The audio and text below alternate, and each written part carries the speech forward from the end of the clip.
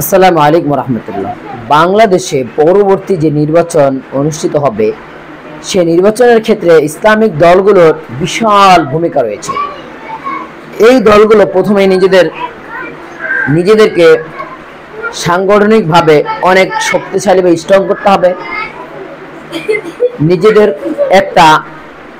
এমন একটা আদর্শ কর্মী বাহিনী গঠন করতে হবে যে আদর্শ দেখে অন্যান্য সাধারণ ভোটাররা তারা আগ্রহী হয় যে একজন ইসলামী দলের সে কর্মী হবে। এমন একটা নজির স্থাপন করতে হবে। কোনো কোনো ক্ষেত্রে দেখা যায় ইসলামিক দলগুলোর কিছু কিছু কর্মীর কিছু একঘেয়েমিতা আছে। এই একঘেয়েমিতার কারণে অন্যান্য মানুষের ইসলামিক দলগুলোর প্রতি একটা বিরূপ প্রতিক্রিয়া সৃষ্টি হয়।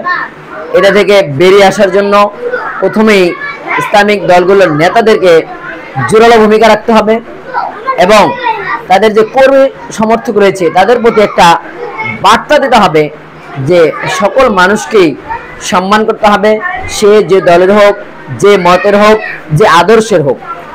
আমি তার আদর্শের দিকে না তাকিয়ে আমার আদর্শ দিয়ে তাকে আমি আমার আপন করে নেব, এরকম মন মানসিকতা তৈরি করতে হবে প্রত্যেকটা কর্মী সমর্থকের।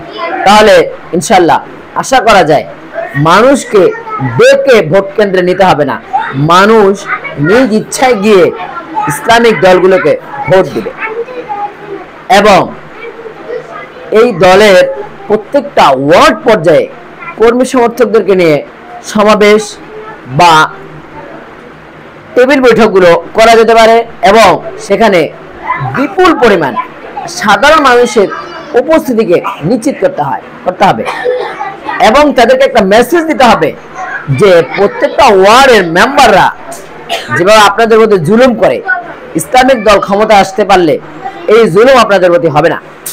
প্রত্যেকটা ইউনিয়নের চেয়ারম্যানেরা যেভাবে ওই ইউনিয়নের প্রত্যেকটা নাগরিকের উপর জুলুম করে, যদি একটা ইসলামিক দল ক্ষমতা আসে বা একজন ইসলামিক আদর্শবান ব্যক্তি যদি একটা ইউনিয়নের চেয়ারম্যান হয় তাহলে সে মানুষকে এই হয়রানিগুলো করবে না এবং ইউনিয়নের যে সমস্ত সরকারি কাজগুলো রয়েছে সেগুলো যথাযথভাবে এবং জবাবদিহিতামূলকভাবে এই কাজগুলো তারা করবে।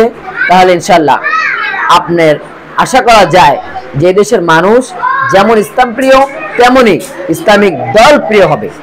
ইনশাল্লাহ ধারাবাহিকভাবে এই ইসলামিক রাজনীতি নিয়ে আমাদের এই আলোচনা চলবে।